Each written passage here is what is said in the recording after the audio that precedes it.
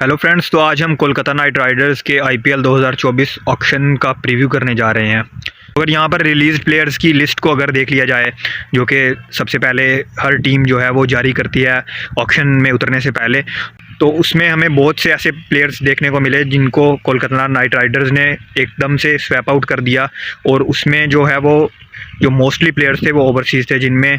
जो नुमाया नाम थे वो लिटन दास थे, शाकिब अल हसन थे, डेविड विजय थे, आपके पास टिम साउदी थे, एंड देन लोकी फर्ग्यूसन थे। और अगर इंडियन प्लेयर्स की बात की जाए तो आपके पास नारायण जगदीशन थे, आपके पास शार्दुल ठाकुर थे, उमेश यादव थे, मनदीप सिंह थे। तो आपके पास एक लंबी लिस्ट थी जिससे आपके पास जिनको रिलीज़ करने से आपके पास एक लंबा चौड़ा पर्स वैल्यू भी बच चुका था। और यही वजह है कि कोलकाता नाइट राइडर्स ने जो एक तरह से पहले ही फैसला कर लिया था ऑक्शन में जाने से पहले कि वो स्टार्क पर बिडिंग करेंगे और स्टार्क को वो इस बार ज़रूर लेकर जाएंगे, चाहे उनको रिकॉर्ड ब्रेकिंग प्राइस ही क्यों ना उनको जो है वो पे करना पड़े। और ऐसा ही हमने देखा भी, क्योंकि जिस तरह से कोलकाता ने हाथ रखा मिचेल स्टार्क पर, उन्होंने एंड तक उनको नहीं जाने दिया। और गुजरात टाइटंस और कोलकाता के दरमियान जो एक चल रहा था, एक मैचअप चल रहा था स्टार्क को लेने का, उसमें कोलकाता ने उस रेस को जीता। तो अगर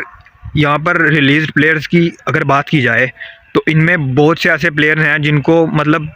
अपॉर्चुनिटीज़ ही नहीं मिली पिछले साल खेलने की। चाहे हम अगर लिटन दास की बात कर लें, या फिर हम वहाँ पर डेविड विजय की बात कर लें, या फिर टीम सऊदी की बात कर लें, तो मुझे लगता है कि जिन प्लेयर्स को रिलीज़ किया गया इन प्लेयर्स की मुझे लगता है कि बहुत ज़्यादा कोलकाता को ज़रूरत भी नहीं थी, और बहुत ठीक डिसीजन लिया इन प्लेयर्स को रिलीज़ कर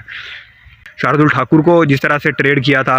from Gujarat Titans and also Loki Ferguson, उनको भी जो है वो रिलीज़ कर दिया है बहुत जल्दी। एंड स्पेशली फर्गूसन और शार्दुल के रिलीज़ करने से केकेआर के पास जो पर्स वैल्यू है उसमें बहुत ज़्यादा इजाफा हुआ। तो अगर ऑक्शन परचेजिंग की बात की जाए तो इसमें कोलकाता को बहुत ज़्यादा मतलब होल्स फिलअप करने की ज़रूरत नहीं थी। आपको एक ओवरसीज़ बॉलर चाहिए था, और आपने स्टार्क की सूरत में उनको लिया भी, और उनके बैकअप के तौर पर आपने गस एकिंसन को भी लिया है। तो आपके पास एक डिसेंट जो है वो कम्बिनेशन बन चुका है इस वक्त। और अगर यहाँ पर थोड़ी सी मैं समझता हूँ कि जो ट्रिक मिस की है कोलकाता ने, तो वो मुझे लगता है कि जो एक ओवरसीज़ विकेट कीपर चाहिए था कोलकाता नाइट राइडर्स को, उनको जो है वो लेना चाहिए था, बट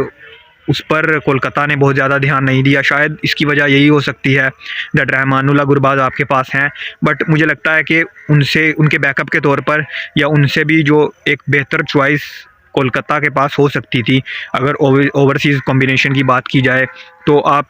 ले सकते थे ओवरसीज़ एक विकेट कीपर। बहरहाल अगर और प्लेयर्स की बात की जाए जिनको कोलकाता ने इस बार लिया है, तो उनमें मनीष पांडे हैं, बहुत सस्ते में उनको लिया। एक दफ़ा फिर से मनीष पांडे हैं जो वो केकेआर की जो स्क्वाड का हिस्सा हमें देखने को मिलेंगे आफ्टर अ लॉन्ग टाइम। सिर्फ 50 लाख में उनको लिया है केकेआर ने। तो स्ट्रेंथ्स की अगर बात कर ली जाए इस टीम की, तो स्ट्रेंथ्स स्टिल आपके पास जो है वो ऑलराउंडर्स हैं, एंड ऑलराउंडर्स